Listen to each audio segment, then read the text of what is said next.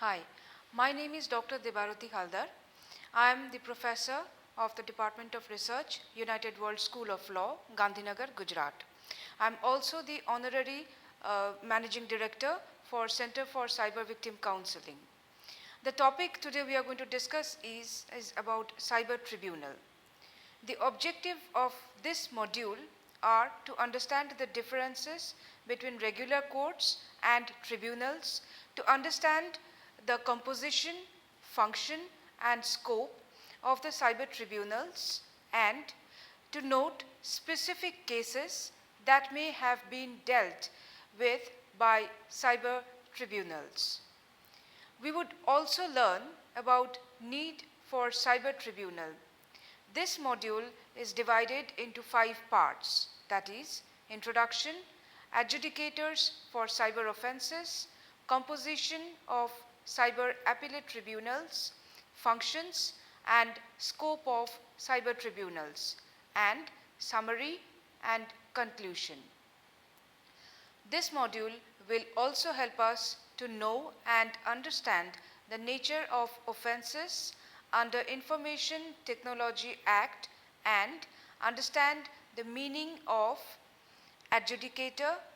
in the Information Technology Act.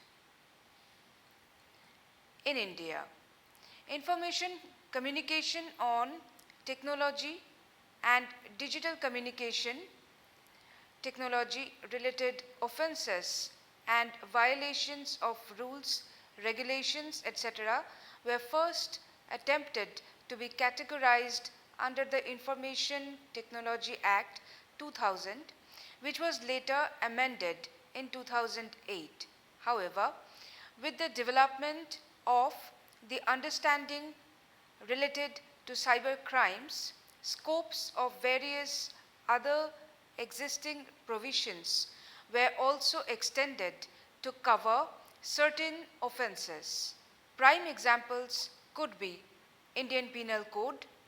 which was amended in 2013 to cover cyber offences like cyber stalking, voyeurism against women, etc. The Information Technology Act 2000,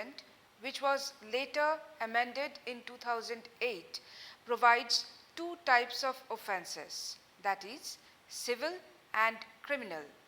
Chapter 9 of the Information Technology Act deals with civil offences, including damage to the computers, computer system,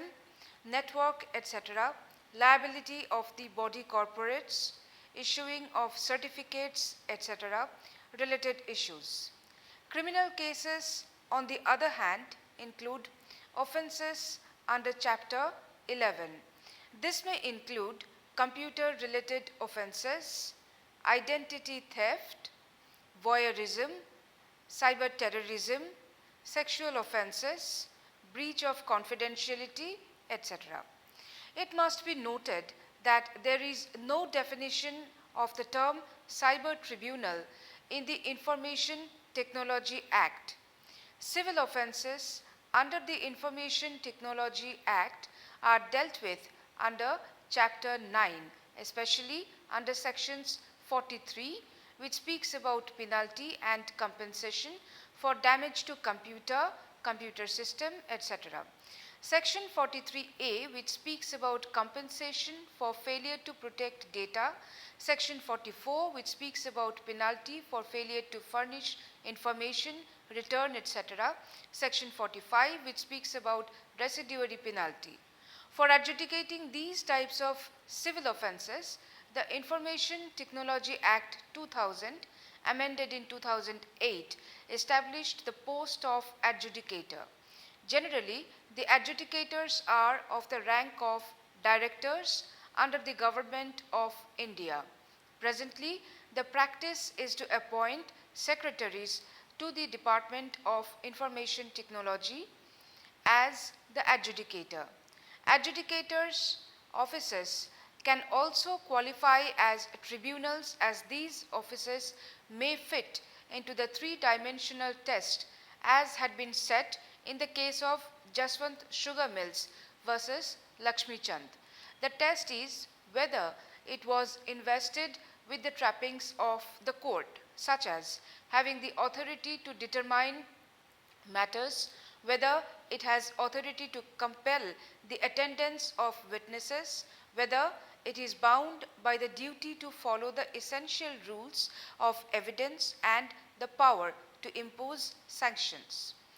The Information Technology Act also established Cyber Appellate Tribunal, established under subsection 1 of section 48, to hear appeals from the aggrieved party who may prefer appeal against the order of the adjudicator or the controller. Parties aggrieved by the order of the Cyber Appellate Tribunal may prefer appeals to the High Court. Adjudicators for cyber offences, for understanding the role of the adjudicator and also the role of the cyber appellate tribunals, we must first understand what are the civil offences that may be dealt with by these tribunals. Section 43 of the Information Technology Act 2000, amended in 2008, provides a list of offences under the title Damage to the Computer, Computer Network, etc. It says, if any person without permission of the owner or any other person who is in charge of a computer, computer system, or computer network accesses or secures accesses to such computer,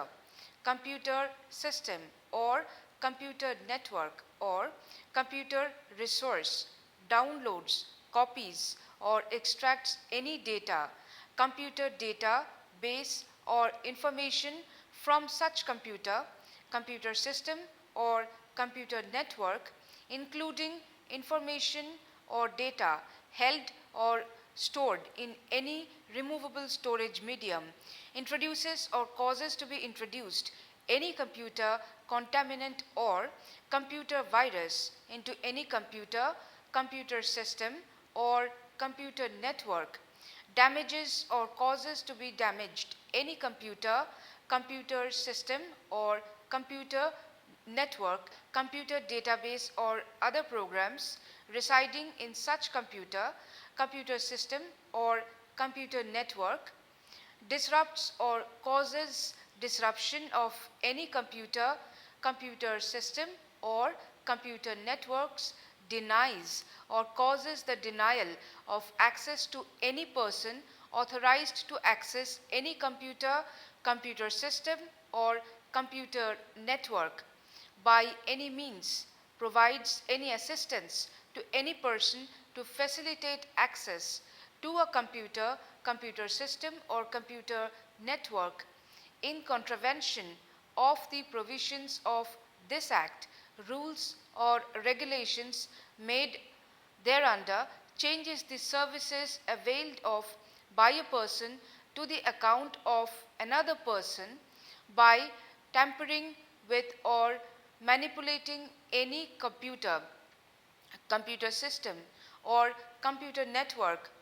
destroys, deletes, or alters any information residing in a computer resource, or diminishes its value or utility, or affects it injuriously by any means, steals, conceals, destroys, or alters, or causes any person to steal, conceal, destroy, or alter any computer source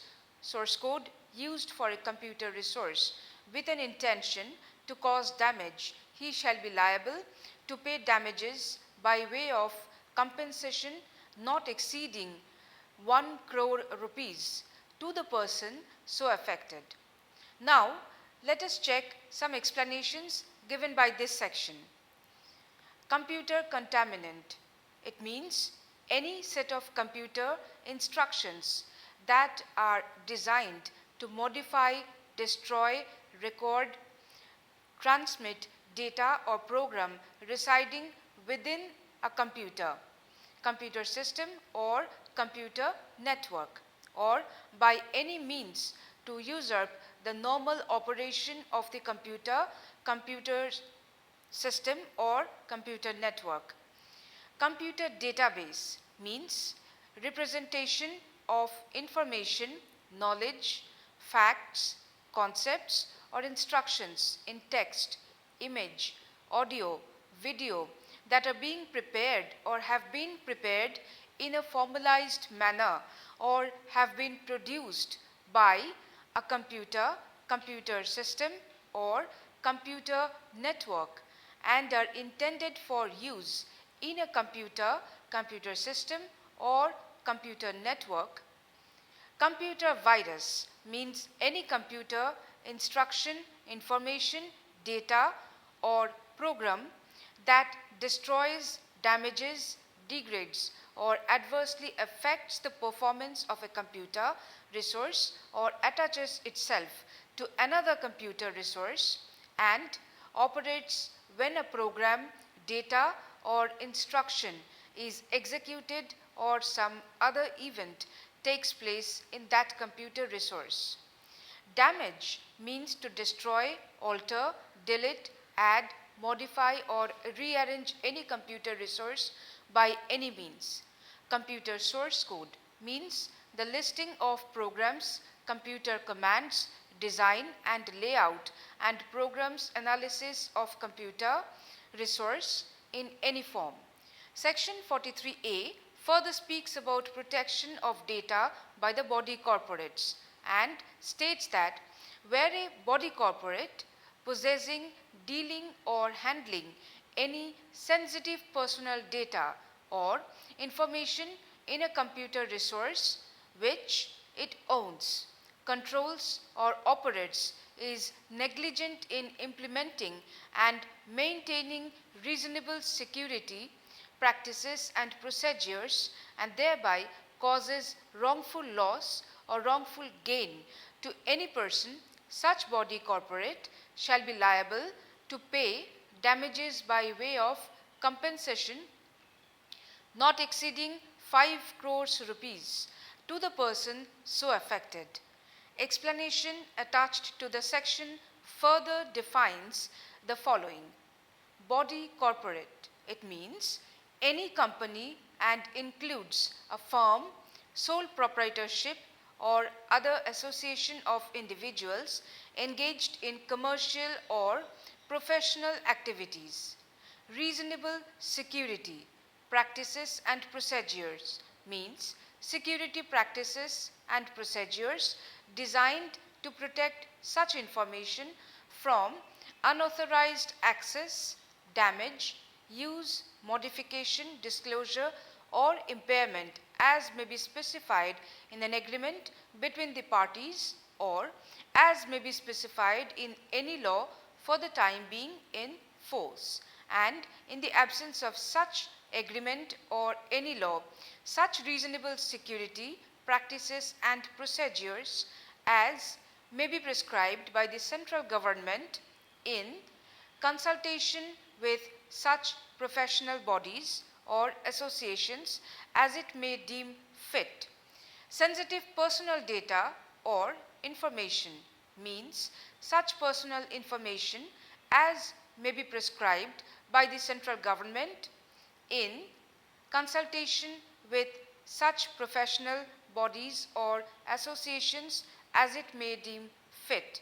Section 44 again speaks about penalty for failure to furnish information, return, etc. and states that if any person who is required under this act or any rules or regulations made thereunder to furnish any document, return or report to the controller or the certifying authority fails to furnish the same,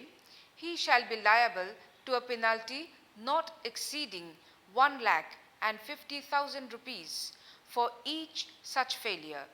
File any return or furnish any information, books or other documents within the time specified therefore in the regulations, fails to file return or furnish the same within the time specified therefore in the regulations, he shall be liable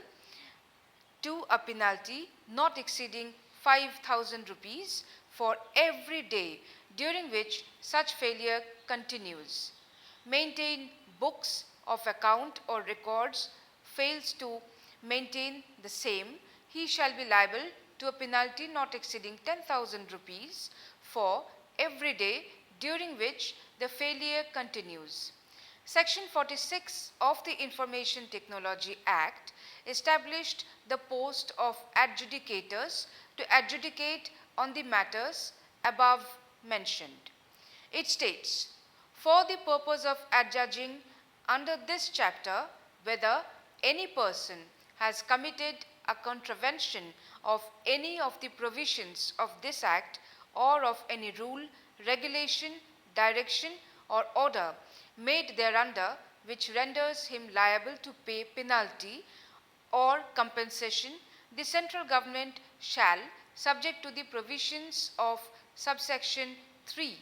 appoint any officer not below the rank of a director to the Government of India or an equivalent officer of a state government to be an adjudicating officer for holding an inquiry in the manner prescribed by the central government. The functions of the adjudicator are to adjudicate matters where any person has committed a contravention of any of the provisions of the Information Technology Act or of any rule,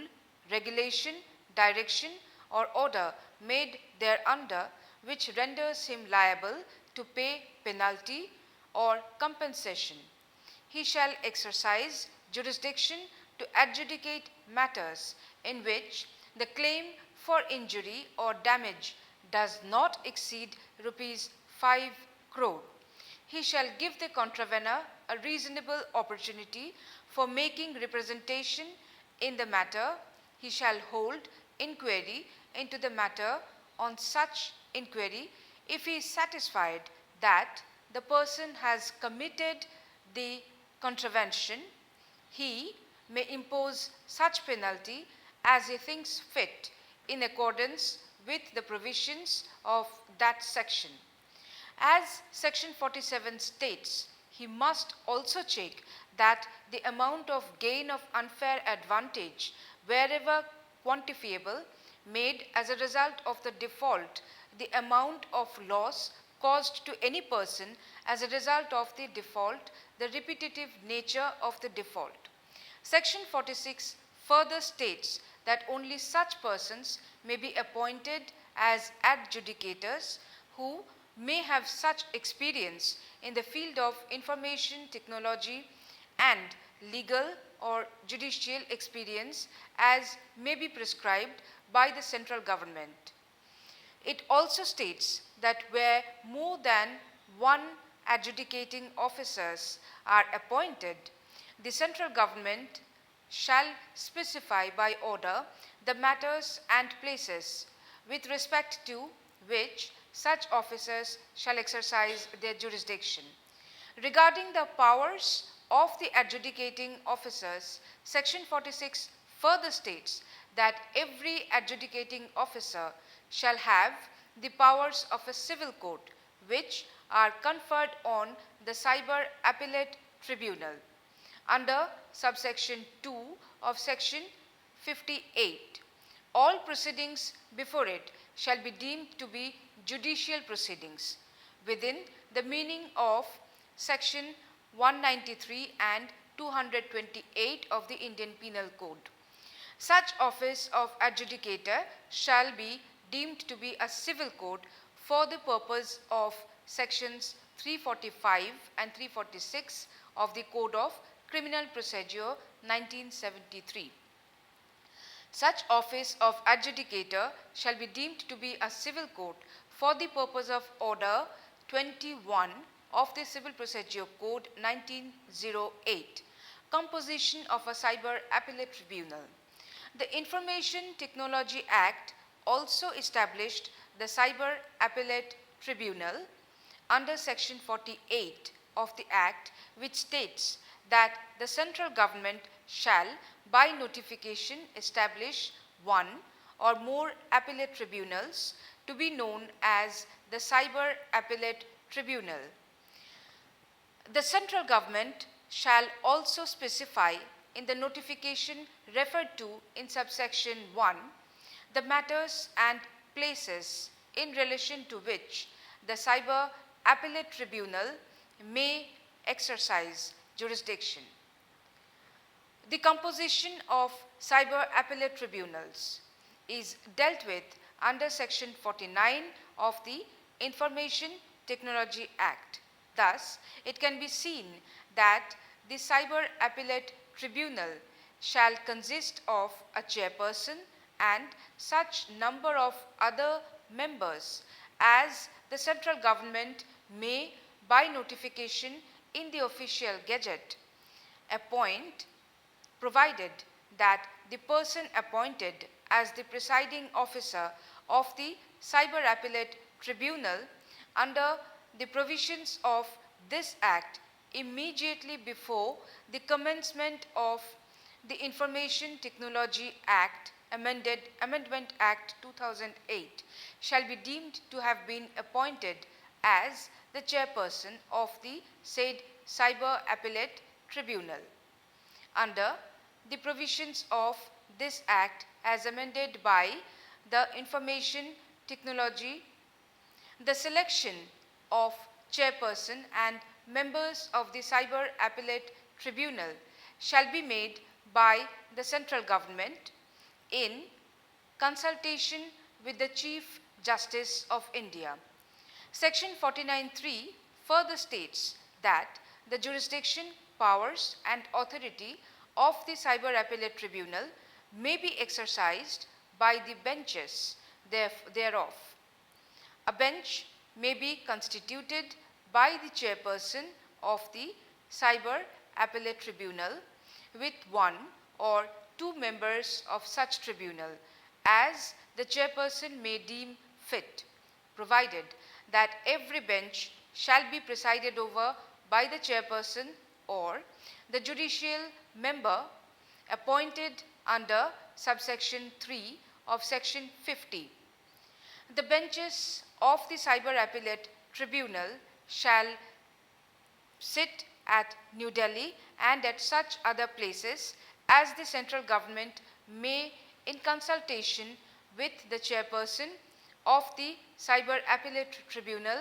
by notification in the official gazette, specify. The central government shall, by notification in the official gazette, specify the areas in relation to which each bench of the Cyber Appellate Tribunal may exercise its jurisdiction. Section 49(4) and 5 of the Information Technology Act further gives power to the chairperson of the Cyber Appellate Tribunal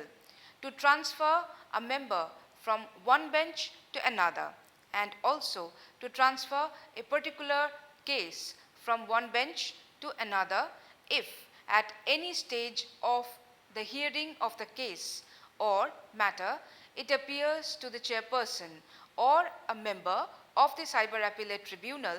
that the case or matter is of such a nature that it ought to be heard by a bench consisting of more members. Regarding the qualification of the members of the Cyber Appellate Tribunal, Section 50 of Information Technology Act states that a person shall not be qualified for appointment as a chairperson of the Cyber Appellate Tribunal unless he is or has been qualified or to be a judge of a high court. The members of the Cyber Appellate Tribunal, except the judicial members to be appointed under subsection 3, shall be appointed by the central government from amongst the persons having special knowledge of and professional experience in information technology, telecommunication, industry, management or consumer affairs.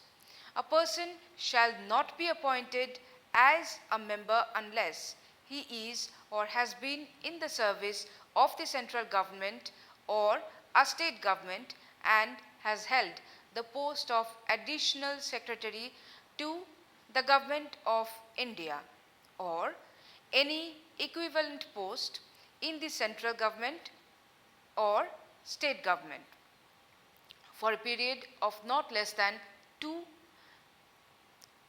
years, or Joint Secretary to the Government of India or any equivalent post in the central government or state government for a period of not less than 7 years. The judicial members of the Cyber Appellate Tribunal shall be appointed by the central government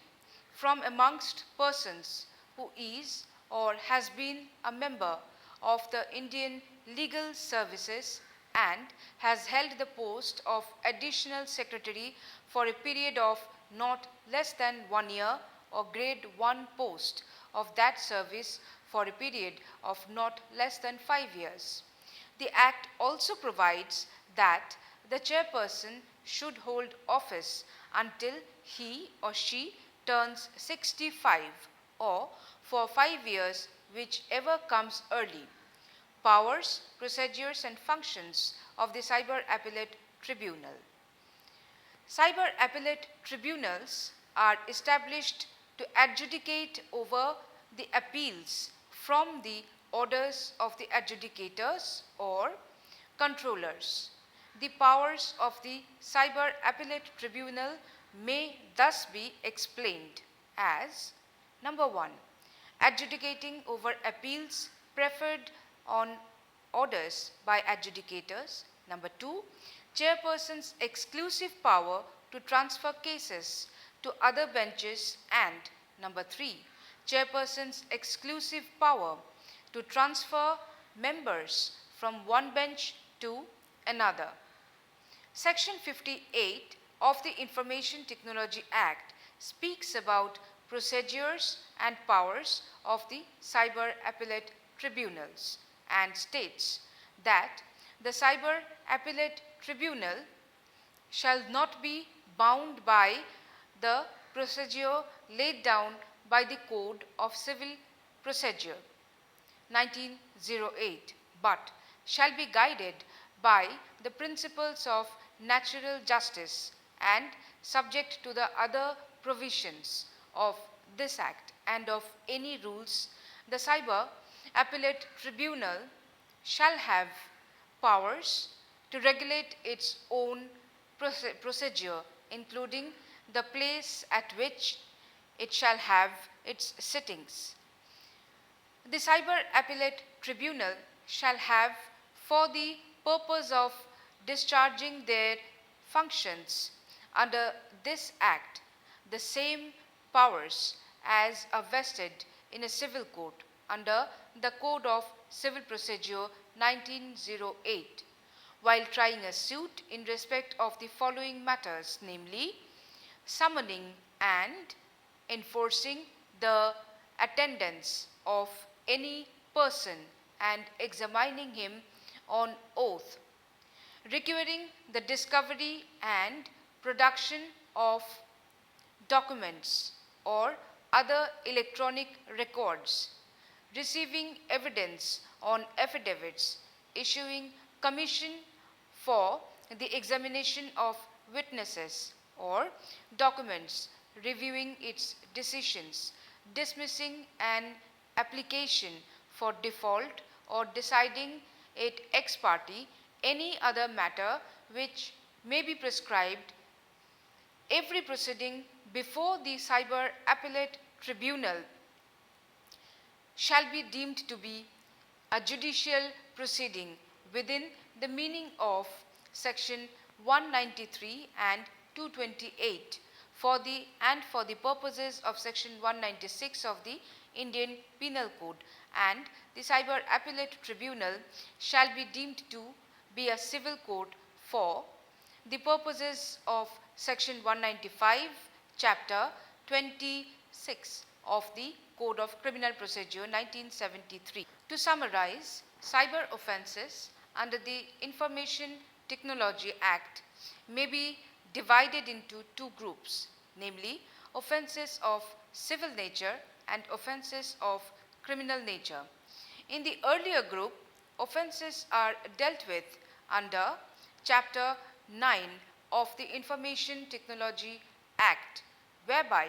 the punishment is mainly pecuniary, that is, restricted to hefty fines. In such cases, the adjudicator may be responsible for the adjudication of the cases. Aggrieved party may approach the Cyber Appellate Tribunal against the order passed by the adjudicator. The Information Technology Act provides detailed guidelines for powers and functions and procedures for the Cyber Appellate Tribunal,